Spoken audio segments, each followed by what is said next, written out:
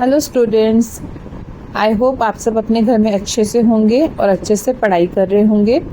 ये पार्ट 7 है civics class 9 electoral politics का। इससे पहली वाली वीडियोस में हमने इलेक्शन से पहले क्या प्रोसीजर होते हैं, इलेक्शन कैसे कंडक्ट किया जाता है, पोलिंग और काउंटिंग, इन सब के बारे में हम पढ़ चुके हैं। आज जो हमारा टॉपिक होने वाला है वो है what makes election in India democratic. तो सिर्फ यहाँ अगर हम इंडिया की बात नहीं भी कर रहे हैं, हम किसी भी कंट्री की बात भी कर रहे हैं, तो आफ्टर इफेक्ट्स हमें क्या देखने को मिलते हैं, पहले तो हम वो डिस्कस करते हैं। जैसे कि इसमें आपको दे रखा है नेक्स्ट आपके 3.3 टॉपिक में what makes election in India democratic.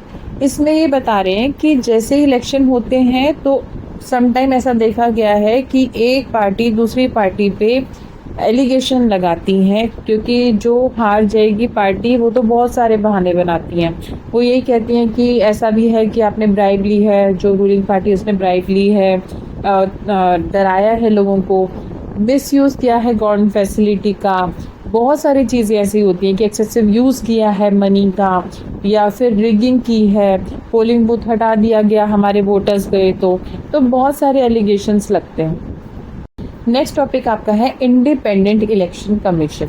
तो यहाँ बात जो हो रही है इलेक्शन कमीशन की, ये सबसे इम्पोर्टेंट क्वेश्चन है इस चैप्टर का।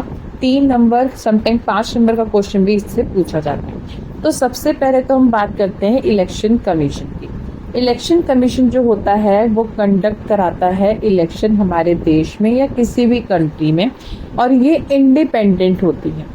ये जैसे हमारे देश में मीडिया जुडिशरी इंडिपेंडेंट है, ये किसी के इन्फ्लुएंस में नहीं आती, सेम ऐसे ही इलेक्शन कमीशन जो है ये किसी के इन्फ्लुएंस में नहीं आता। इन्फ्लुएंस में अगर आएगा तो फिर फेयर इलेक्शन होंगे ही नहीं। अगर इलेक्शन कमीशन जो है वो किसी एक पार्टी की बात सुनेगा तो फेयर इलेक्शन होंगे ही नहीं। इसलिए ये जो है इनकी अपनी पावर्स होती हैं।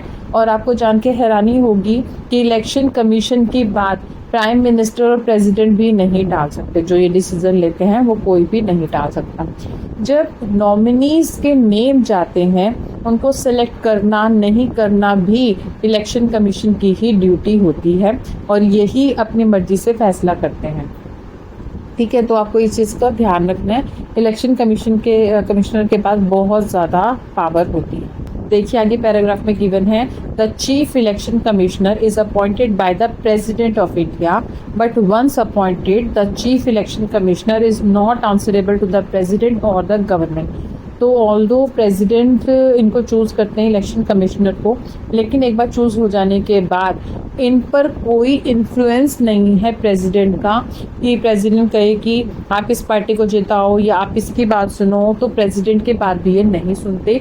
Even if the ruling party और the government does not like what the commissioner does, it is virtually impossible for it to remove the CEC।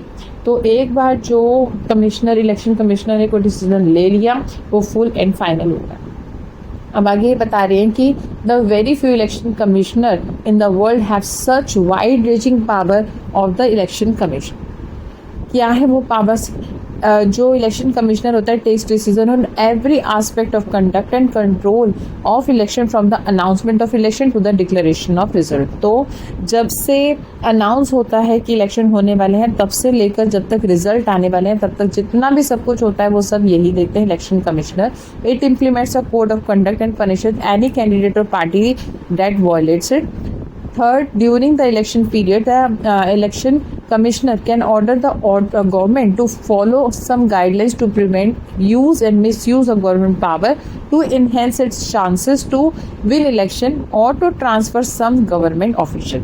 तो जो कमिश्नर होते हैं इलेक्शन कमिश्नर, ये समटाइम गवर्नमेंट को भी रूल कर सकते हैं, ऑर्डर दे सकते हैं कि आपको अब ये चेंज करना है या यही करो। रीज़न क्या है? मान लो इस टाइम रूलिंग पार्टी बीजेपी है, लेकिन इलेक्शन में तो बीजेपी खड़ी हो रही है ना, उनके नॉमिनेशन खड़े हो रहे हैं, तो फिर अब इस केस में तुमको गवर्नमेंट को भी बोलना पड़ेगा कि आपको ये काम नहीं करना या आपको ये काम करना है, और गवर्नमेंट को फॉलो भी करना पड़ेगा। तो यहाँ पर मैंने आपको आज जो क्लियर किया है वो मैंने आपको बताया है मेनली तो इलेक्शन कमिश्नर के बारे में, जो कि मैंने आपको भी बताया 3 या 5 नंबर का आएगा, और दूसरा मैंने आपको एलिगेशंस वगैरह के बारे में बताया कि जो अपोजिशन पार्टी है वो कैसे रूलिंग पार्टी पे एलिगेशंस लगाती है। एक लास्ट वीडियो और आएगी जिसमें हम बाकी का टॉपिक कवर करेंगे। आप प्लीज़ बने रहिए इस वीडियो में और अपने दोस्तों के साथ भी शेयर करें। सब्सक्राइब नहीं किया है तो सब्सक्राइब भी ज़रूर कर लें। Thank you so much.